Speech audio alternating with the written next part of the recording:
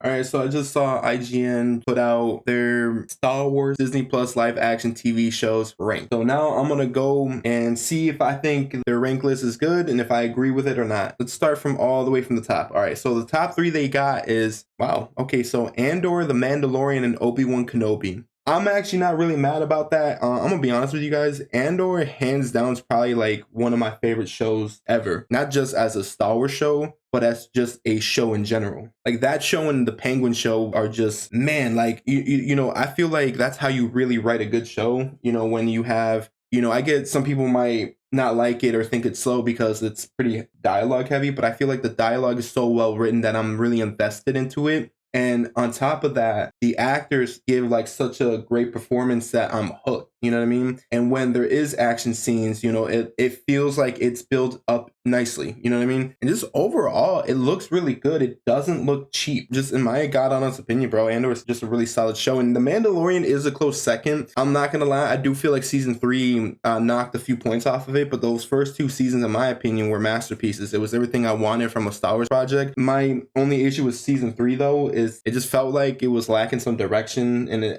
had some moments where I felt pretty lackluster in my opinion.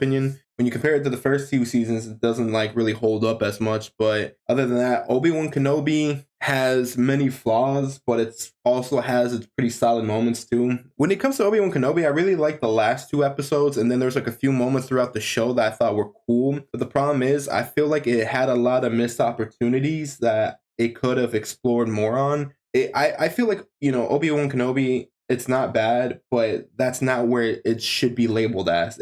I feel like there should have been so much more to that show than what we got. All right, but Ahsoka. You know what's crazy, y'all? I did a review for Ahsoka that I never released because I didn't really know how to express how I felt about that show. Because how I felt about that show can be explained in 10 seconds. I just remember it went like this. It was okay, but I did feel kind of bored at times watching it, and I ended up forgetting what the show was really about afterwards. Like it wasn't as memorable. And my issue with the show is that, because the way I summed up the show was, it's pretty much Rebels season 5 live action, and it's really just focused on Ahsoka and Sabine. And then I just feel like it kind of drags on too long. And I said the highlight of the show was episode 5 when Anakin Skywalker shows up. That was one of the most, I love that episode. I kind of wish we had some more moments like that. And you know, the season finale was cool, I guess, but I just felt like everything that they tried to cram into the last episode could have been like sprinkled around throughout the show to kind of give more hype to it. I don't know, bro. Skeleton Crew. You know what? Skeleton Crew is not a bad show. I actually did like that show, but it's one of those ones where, you know, you watch it once and then you kind of move on.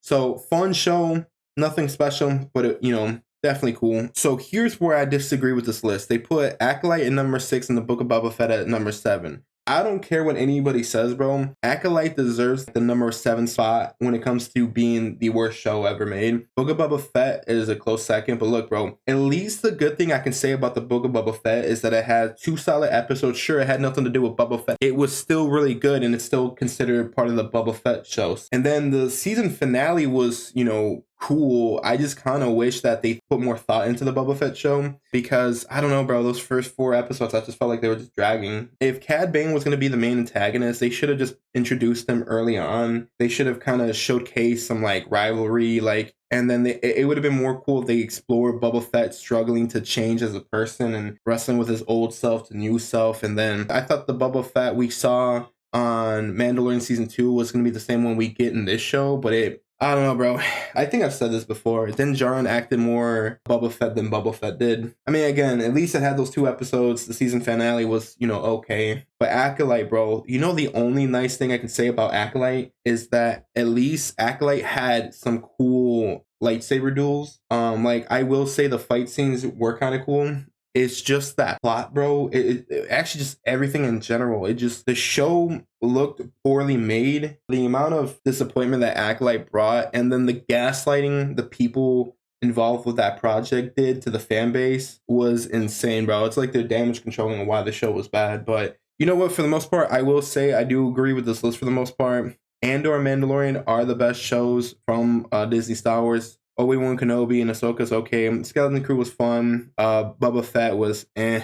Acolyte was just the worst. But so yeah, you got two really good ones, you got two okay ones, you got one that's actually fun to watch, and two bad ones. That's just how I'm looking at it. Y'all can give me your opinions down in the comments below. But yeah, that's kind of how I feel about the Star Wars live action shows. And I think this is a pretty decent rank. Until then, y'all, I'll catch you on the next one. Peace out.